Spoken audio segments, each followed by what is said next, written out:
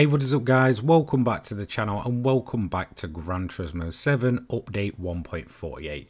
This is going to be my first of my money making methods and builds for this update, and of course I'm going to feature the hero car from this update, which is of course the Honda NSX GT500 from the year 2000. This is going to be built to 700 pp specification. I feel like this is more of a sweet spot than the 800 build. It feels slightly underpowered in that category. So for me, 700 and this car absolutely go together. So let's start off as always with the price point of this vehicle. So 1.5 million credits will be able to net you this car. As you can see, it sits in group 3 with a PP rating of 714.63. Max power is 481 brake horsepower, weighing 1550 kilograms, and of course it's naturally aspirated. This makes a very nice stable base for a 700 pp build. Now in terms of next up, it's going to be the tuning sheet. So you're going to be running this on racing hards, but I also recommend a set of intermediates and heavy wets.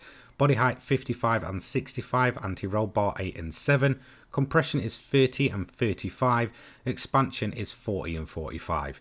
Natural frequency 4.10 at the front and 4.45 at the rear, with the negative camber angle of 2.3 and 2.5.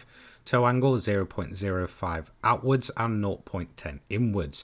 Torque 12, acceleration 20 and braking 25. Fully customizable racing transmission, set this to 200 in terms of the top speed and then copy these gear ratios. The final is 2.800, sixth is 1.200-320, 1.300-285, 1.406-263, 1665-222, 2.235-165 and 3.478. Now in terms of the ballast, it's 28 in a -48 positioning. No power restriction on this build as you can see, so you can run it to maximum potential. Downforce at the front is 350 and 700 rear. We're going to keep it naturally aspirated for this build, so that is literally it for this tuning sheet. Now next up, I recommend turning your game onto the easiest difficulty. That is of course because we're going to head over into Europe and go over to the 24 hour of Le Mans. We're then going to go into the WTC 700, which is the 30-minute time event and one of the best paying events in the game. So go ahead and enter that. So before we get into the strategy with this car, let's talk about the build itself. So originally I was messing around trying to get some 800 pp builds going with this vehicle. Of course, with it being a group 3, this is typically where it would race in terms of the standard categories that race in both 700 and 800 and so on and so forth. However, I just found that the car was rather quite underwhelming, just like most group 3s, so I decided to then turn my attention to a 700 pp build, copying down the suspension settings and such that I already had built for 800 pp.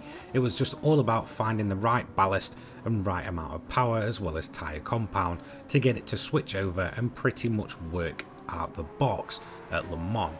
And that's exactly what you're seeing here. For me, in terms of the suspension setup, if you do want to go ahead and go for an 800 build and so on and so forth, or race it over tracks, this is a solid build to transfer to pretty much any track in the game. So let's move on next to the strategy.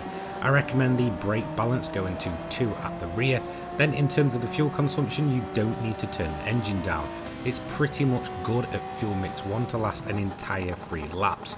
If you do want to extend that run, if you're getting a lack of rain and such, then feel free to run about fuel mix 3 to fuel mix 6 and balance it between those.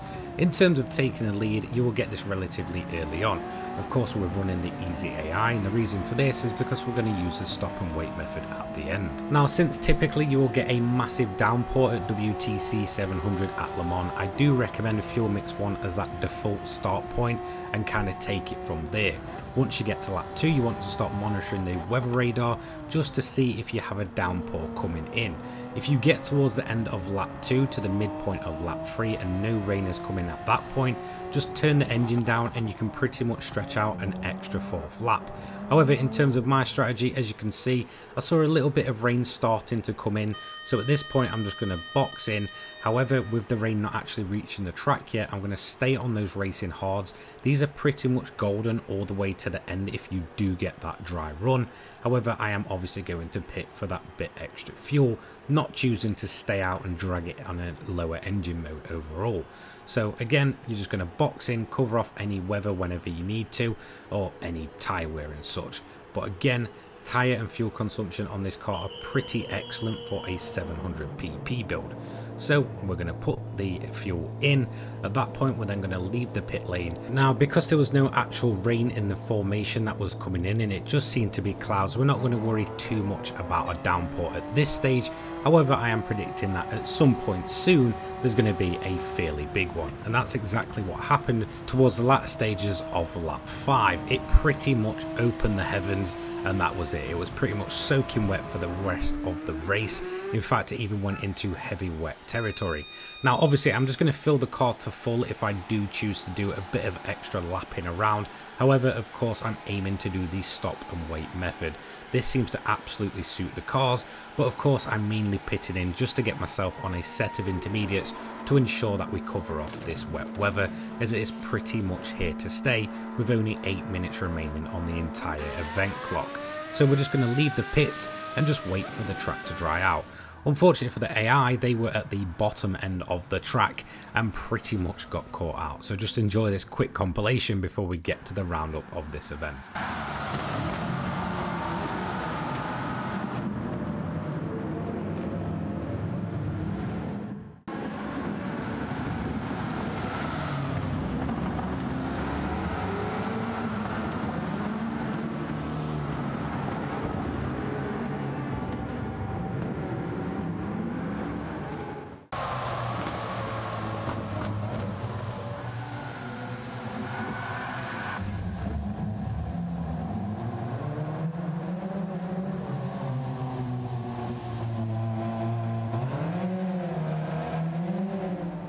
Whilst the AI was absolutely struggling, we managed to finish up our 6th lap with a decent gap to go. So as you can see, we've pretty much got an extra lap left on the clock, but at this point I'm just going to choose to sit and wait at the edge of the start line, as the AI is around about 4 minutes behind. We're then going to wait for the clock to tick down and just cross the line and get the event finished as close to that 30-minute event timer as possible. Very, very easy and simple to do. We had an entire finishing time of 30 minutes 1 second, 0.089. In terms of the payout for this one, as we all know by now, it's 825k. So there we go, that is the first money making method of update 1.48 using the hero car of the update, the NSX GT500 from the year 2000. Absolutely spot on for this event. It certainly suits 700 more than it does 800.